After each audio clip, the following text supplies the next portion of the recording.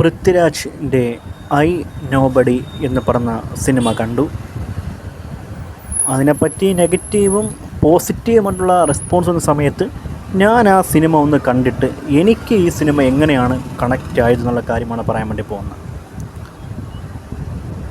ഇതിൻ്റെ ഒരു story line കാര്യങ്ങളെല്ലാം നമ്മൾ മനസ്സിലാക്കിയാണ് ഈ സിനിമ കാണുന്നതെങ്കിൽ നമുക്ക് നന്നായിട്ട് കണക്ട് ചെയ്യാൻ വേണ്ടി പറ്റും.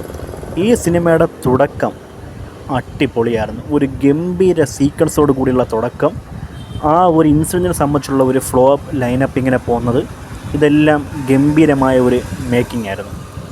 അവിടെ പടം പീക്ക് ലെവലാണ്. ഇവരുണ്ടാക്കി വെച്ചിരിക്കുന്ന ഒരു സ്റ്റോറി തീമാണ് ഈ സിനിമയുടെ ഹൈലൈറ്റ് വരുന്നത്. പിന്നെ പറഞ്ഞ പൃഥ്വിരാജിൻ്റെ പെർഫോമൻസ്.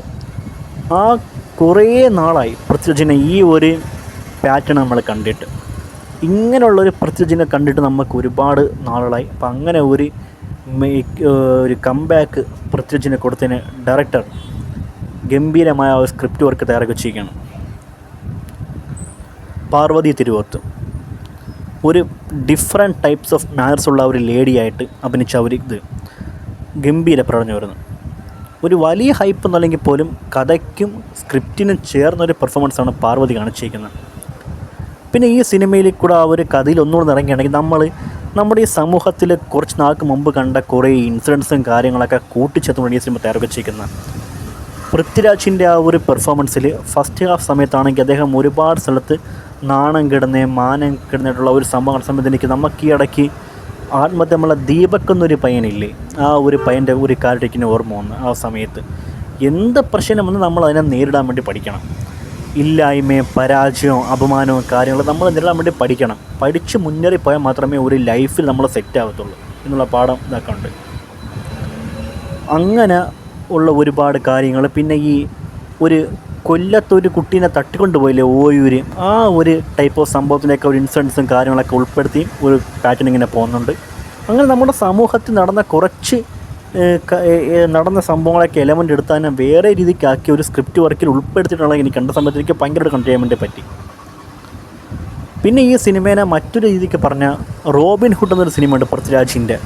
ആ ഒരു സിനിമയുടെ അതേ ഒരു ടൈപ്പ് ഓഫ് പാറ്റേണാണ് ഈ സിനിമയെ തറച്ചത്. റോബിൻ ഹുഡും ഈ സിനിമയിൽ ഒരു ടൈപ്സ് ഓഫ് കണക്ഷൻ ഉള്ളതാണെന്ന് എനിക്ക് തോന്നിപ്പോൾ റോബിൻ ഹുഡിൻ്റെ ഒരു ചായ്വ് അതേപോലത്തെ ഒരു സ്റ്റോറി ലൈൻസും കാര്യങ്ങളുള്ള എനിക്ക് തോന്നിപ്പോൾ ഈ റോബറി സംബന്ധപ്പെട്ടൊക്കെയാണ് ഉള്ളത്.